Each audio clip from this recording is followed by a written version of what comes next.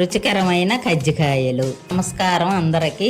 రుచికరమైన కజ్జికాయలను ఎలా తయారు చేసుకోవాలో మన ఇంట్లోనే మనం ప్రాసెస్ చూసుకుందాం.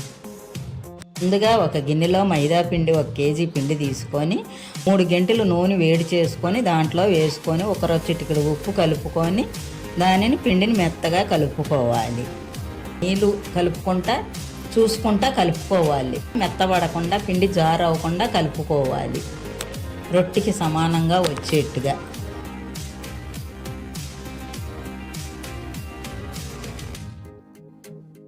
తర్వాత దాన్ని ఒక 20 నిమిషాలు పక్కన పెట్టుకోవాలి. తడిగుడ్డ వేసి దాని మీద పక్కన పెట్టుకోవాలి.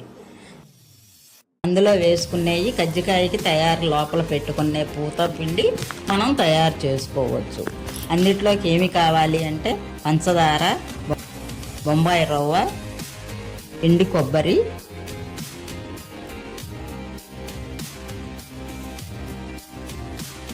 జీడిపప్పు, కిస్మిస్లు.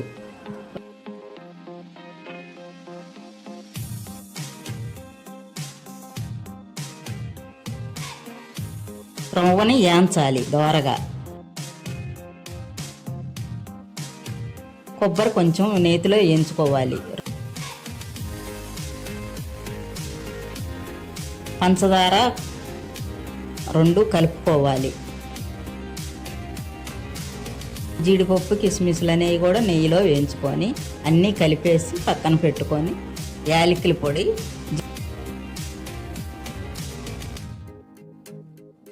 బెల్లం కావాలి అనుకుంటే బెల్లంతో కూడా చేసుకోవాలి అనుకుంటే 1/2 కేజీ బెల్లము, 1/2 కేజీ శనగపప్పు, వేయించిన శనగపప్పు బెల్లము కలిపి మిక్సీ పట్టుకోవాలి. దాంట్లో ఇష్టమైతే యాలక్కాయ పొడి వేసుకోవచ్చు, లేకపోతే లేదు. అది ఒక పక్కన పెట్టుకోవాలి. మనం తయారు చేసుకునే కజ్జికాయల్లోకి ఇది కూడా బాగుంటుంది, పెట్టుకొని చేసుకోవచ్చు. మైదా పిండి తీసుకొని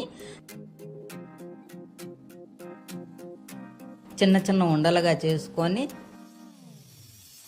దాన్ని పూరీలాగా ఒత్తుకొని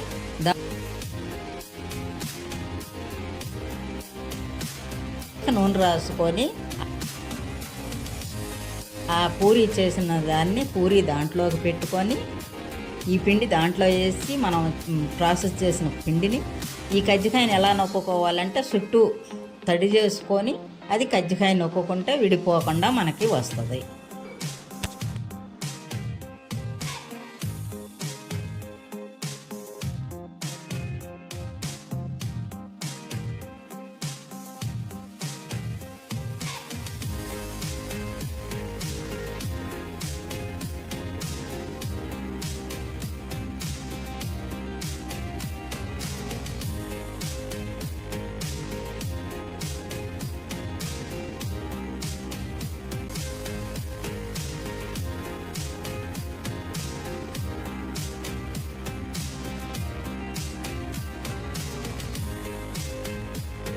మనం కళాయిలో నూనె పోసుకొని నూనె వేడి అయ్యాక కళాయిలో వేసుకొని కజ్జికాయలు మనం తయారు చేసి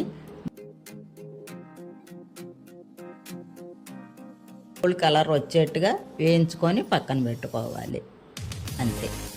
రుచికరమైన కజ్జికాయలు ఎలా ఉన్నాయో మీరు చూసి ఇంట్లో మీరు కూడా తయారు చేయండి. చేసి ఎలా ఉన్నాయో కామెంట్లో పెట్టండి. వీడియో నచ్చితే లైక్ చేయండి, ఛానల్ని సబ్స్క్రైబ్ చేసుకోండి.